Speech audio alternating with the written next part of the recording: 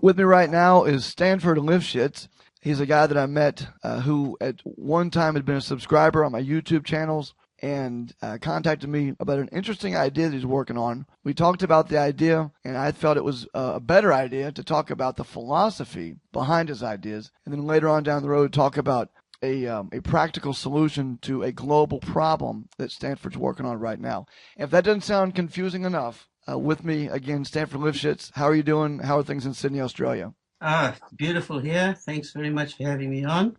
Tell me a little bit about who you are and how you got to Australia. I was born in South Africa. You probably hear from the accent, and then lived in the States as a kid for 7 years. Then back to South Africa and emigrated to Australia some 30 years ago.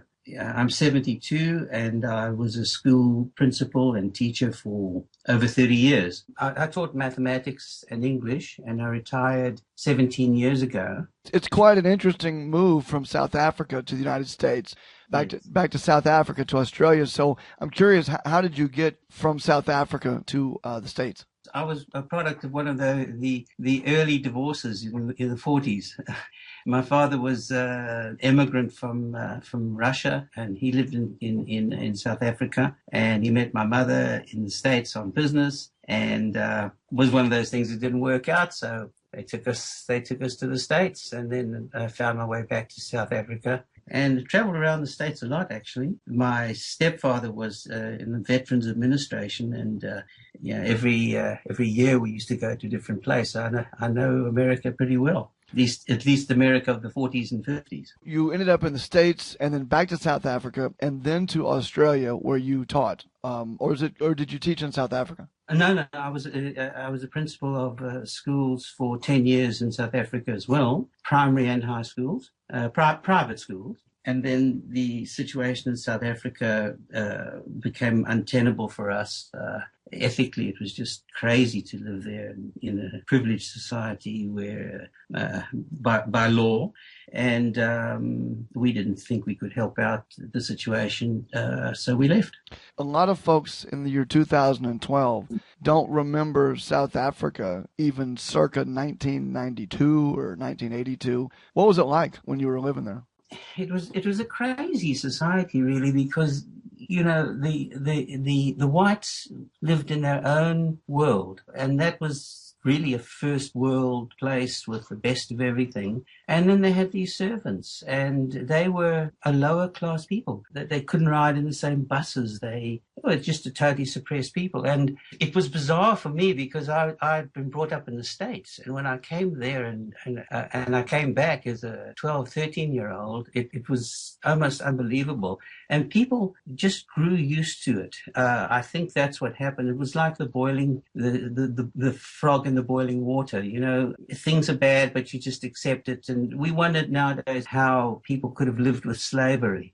And I think that's what happened. But this was in the 20th century that this all occurred. So it was bizarre, and I suppose people, they get used to something, and privilege blinds them to a lot of things that they shouldn't be blinded to. And some people left because they felt threatened, and we were partly in that camp as well, because there was always petty and larger crime going on, and that's also understandable because of the disparity between rich and poor. So it was an ethical, a moral choice that your family made to leave a place where you did not feel you could help in a situation that you felt was appalling. Yeah, basically that's true. At university, I learned to speak Zulu, and in fact, one of my lecturers was Robert Sobukwe, who was the founder of the Pan-African Congress and started the Sharpeville riots. So I was quite a liberal, but having said that, I didn't see that it was a fight that they would even allow me to participate in. So it wasn't my battle. So we left. So once you got to Australia, and that's quite a jump. I mean, when you think about Russian father immigrating to South Africa, then moving to the States, then back to South Africa, then to Australia, this is not like moving across town. These are big, enormous moves. As you moved from culture to culture, did you absorb a little bit of each culture? Are you a blend of the different cultures? And if so, how did it affect your philosophies? I've always been a bit of a loner, so I don't think I took a lot from the culture around me, to tell you the truth. I sort of just developed my own, and that's where I am at the moment. But I love Australia, and Australians are laid back and easy to live with, and by and large, not very prejudiced. You know, I suppose of all of them, it's Australia that I call home now. So, We say it's the best country in the world, but, you know, everybody says that about their country. okay, so you get to Australia, and somewhere from the time you got to Australia until this conversation, you began to formulate an idea that is an idea that a lot of people talk about as an answer to some of the economic problems around the world. So what I'd like to do is get the background to where you came up or where you developed your philosophies, and then let's talk about what those philosophies are. Well, basically, I retired as a school principal and had a small package that was supposed to see me through to old age. And a portion of it got lost in the GFC. And then and being a maths teacher, I couldn't get my head around this. Why was this happening? And I'm quite careful with digging into the background of investments because I don't have unlimited funds.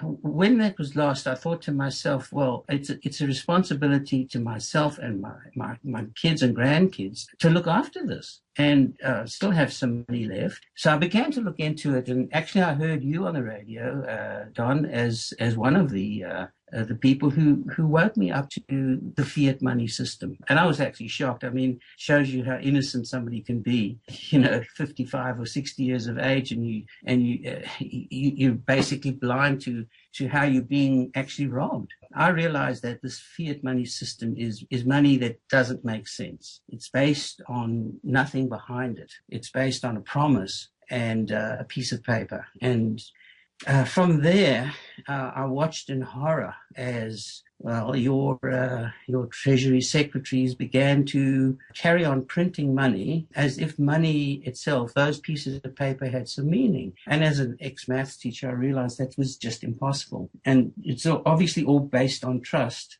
And then I remembered reading about Mr. Ponzi and thinking to myself, well, this is the same guy, just in another guise. So that's where I began to think about alternatives. And obviously one of the big moves was suggestions was to get some real money, which is gold and silver bullion. Which would be lovely. I'd love to have, you know, a warehouse full of gold instead of putting my money in somebody's bond. You know, not everybody can afford that. So I thought to myself, well, what are the alternatives? Going back in history, the obvious one was barter or swapping. That's the other name that's used. And the history of it is simple, that before money, which is just a medium of exchange, that's a convenient medium of exchange, people used to just trade skills and goods. And it makes sense. And I researched it a bit, and I found that there are actual barter communities around the world, not many, and they use their own form of currency. So that idea attracted me, and I began to think about somehow tying this in with technology, because in the days of barter, you had to have a village, and you had to have person X and person Y and a table in the middle, and you would go in and you'd negotiate, and you would sell your apples and get his violin or whatever. Obviously, money, the original money, whether it's shells or whatever, was not only convenient but necessary as society got more complicated. Now, it occurred to me that we do have a piece of technology that can take that village square, and put it together.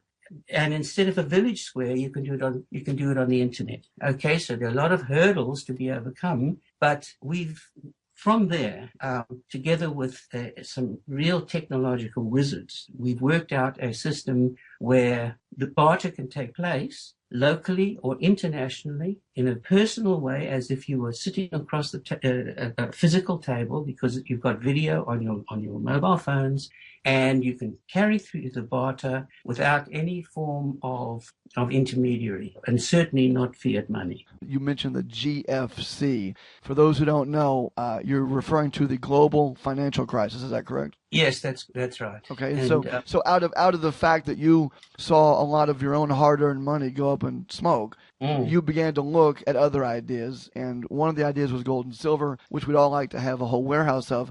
But you're led to this idea of barter, which is interesting to me because barter is such a local concept. The international flavor is one that I have not heard of too many barter networks that are international and yet personal.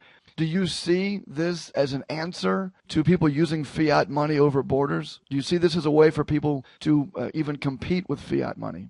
Definitely, for a number of reasons. You have people out of work. I think in the States they say it's 7%. My reading of in zero hedge is more like 23% of underemployed or unemployed people. It's 40 or something percent of young people in Spain at the moment. Now, these are people who have skills. Most of us have something to offer. Think about the situation where I can't get a job, but I can tell a brilliant story, a bedtime story for kids. I can do hundreds of things. I've got skills, and I need food. I need X and Y and whatever else. It's the monetary system that's actually stopping me doing this because I've got to wait to get a job from somebody, but that depends on business and small business and the banks and the loans and the credit. This takes me out of that system entirely. And this is a worldwide problem. It's clear to me in my studies that the banks are behind a lot of nefarious things. They are cheating us from the LIBOR scandal down. This takes you away from the banks. It takes you out of the tax system because I can swap whatever I like for whatever else somebody has, and it's got nothing to do with the government. The government interferes too much in everybody's lives. We think that government is important. I think that government should get the hell out of the way. So for all of those sorts of reasons, I very deeply believe that this is a solution the world is actually waiting for. And I know, Don, I've said it before that it sounds a little bit off-center or egotistical because, how does little old me do that? But it's not me. I just think the world's waiting for it. And everyone I've spoken to about this idea, immediately they say, yeah, that's a great idea. I wish we could get it going. Well, that's saying something to me. I don't know if you're aware of the Thrive movement, THRIVE. This is a group of like-minded individuals, and I think there's like 9 or 10 million worldwide who are people like myself who are dissatisfied, searching, and looking for alternatives. My own development over the years was probably more alternative in any case. Just to give you, the flavor of myself, alternate medicine and, of course, many spiritual things as well, spiritual healing and so on. So I am what my late father used to call a bit moggy. You mentioned how horrified you were when you woke up to the fiat money problem. That's because you had lived in an age, I think, where the lie was so easily concealed without the internet. With the internet, you can't conceal it. And exactly. Your eyes are wide open to something that the younger generation is living with now. The status quo now, you are shocked by. I'm not shy to say I'm 72. That's not a long time, but to go. But it's for the next generation. Do you see through the internet the solution to the problem that barters always run up against, which is if you stay local, it really can't grow an economy. It just keeps it all inside. Do you see barter international as a way to expand economies? Oh, for sure. Actually, it's interesting that 2 months ago, India and Iran bartered gold for oil. They actually bartered it. There was no petrodollars involved at all. And by the way, this kind of bartering business to business has done this for years. It hasn't been done in any significant way for private people, but business to business, yes. On the international scale, there's no reason why it couldn't happen. Take an example. Let's say you have Don a music collection, and you're living in Wisconsin, and I'm in Sydney. and I happen to have of equal value, or at least we can negotiate that. But I've got a fantastic book collection, and I really want yours, and we get in touch. But you're in Wisconsin, I'm in Sydney. Number one, how do we find one another? Well, we've solved that problem on the internet. Number two, how do we deliver? Well, you and I will talk about that. That's easy. I'll pack it up and send it by DHL, and you'll pack up yours and send it. And, so those aren't really big problems. It can be solved. And as long as the internet is alive, and I think the internet is stronger than any petty government, and that includes your government. As long as that internet is there, it's the thing that's weaving us together as humanity. So I'm very hopeful because of that. A lot of people say that gold and silver are the enemy of the bankers. I disagree wholeheartedly. I think that bankers, and they're big holders of gold, and I see them looking at that at the same way they do at fiat money. But that's another conversation. The way it's relevant to what you just said is this. If you have someone in Wisconsin and you've got someone in Sydney, and they can conduct a transaction of a barter nature, that truly is outside the realm of fiat. It's outside the realm of gold and silver. That is what I would think the bankers would worry about the most. If a lot of people woke up and just disconnected from the whole idea of using a medium of exchange, that's what they would fear the most. What sort of timeline do you have on bringing your idea to a larger scale? We're going to launch in the middle of December of this year. We've got we're just smoothing out some of the bugs, and it's ready to go. It's definitely ready to go, and it will be available on a simple download on anybody's iPhone or PC or Mac or iPad. So it's an application. Then people join, and they can start putting up their offers and requests. Will you